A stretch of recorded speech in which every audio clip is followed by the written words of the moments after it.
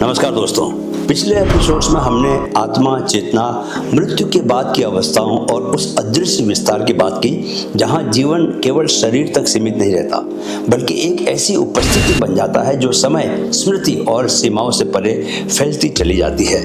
और आज दोस्तों हम उसी यात्रा के एक बेहद महत्वपूर्ण मोड़ पर खड़े हैं जहां सवाल रहस्य का नहीं बल्कि जीवन की दिशा का है। आज का सवाल यह नहीं है कि कोई हमें देख रहा है या नहीं, आज का असली सवाल यह है कि अगर सच में कोई देख रहा है तो हमें अपना जीवन कैसे जीना चाहिए। याद रखें दोस्तों कि सनातन धर्म ने कभी डर पैदा नहीं किया। उसने कभी यह नहीं कहा कि कोई ऊपर बैठा हुआ ईश्वर हर पल आपको सजा देने के लिए देख रहा है, बल्कि उसने बहुत शांत, बहुत गहरी भाषा में यह समझाया कि चेतना साक्षी है, वह कुछ करती नहीं, बस देखती है। और जो देखा जाता है वही धीरे धीरे संस्कार बन जाता है। यही कारण है दोस्तों कि भारतीय समाज में जीवन को नियंत्रित करने के लिए बाहरी कानूनों से ज़्यादा आंतरिक अनुशासन पर जोर दिया गया, क्योंकि यह माना गया कि जब मनुष्य अपने भीतर किसी साक्षी की उपस्थिति को महसूस करने लगता है तब उसे नियंत्रित करने के लिए डर की जरूरत नहीं पड़ती। घर में सुबह और शाम दिया जलाना कभी केवल पूजा नहीं था, वह एक रोज का स्मरण था कि अंधेरे में ही रोशनी जलाई जा सकती है और उस रोशनी में खुद को देखा जाता है। क्योंकि जब आप दिया जलाते हैं दोस्तों, तब आप अपने मन से यह भी कहते हैं कि जो मैं सोच रहा हूँ, जो मैं करने जा रहा हूँ, वह केवल मेरे लिए नहीं है, वह मेरी चेतना की छाप है।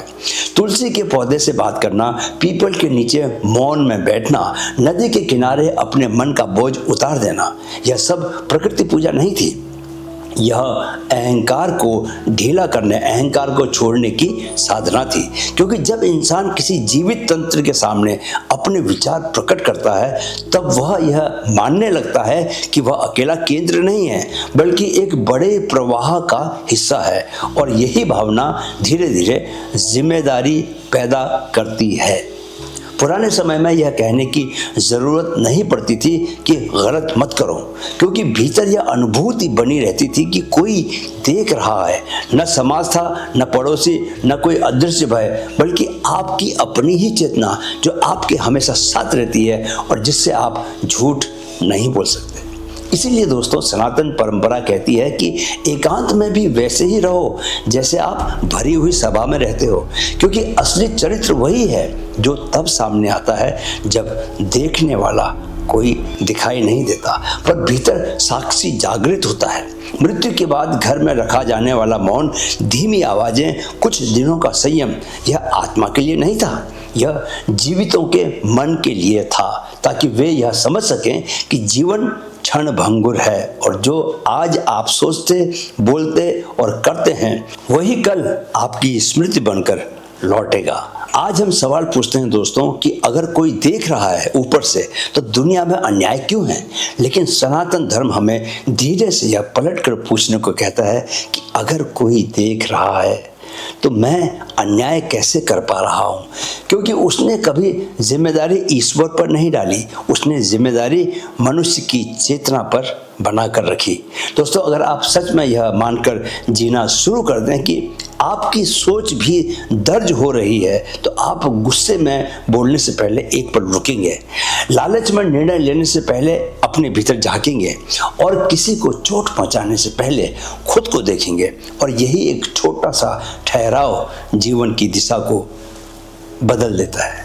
आज के लिए बस इतना कीजिए कि रात को सोने से पहले अपने आप से एक सवाल पूछिए, अगर मेरी आज की सोच मेरे जीवन की कहानी बन जाए तो क्या मैं उसे पढ़ना चाहूँगा?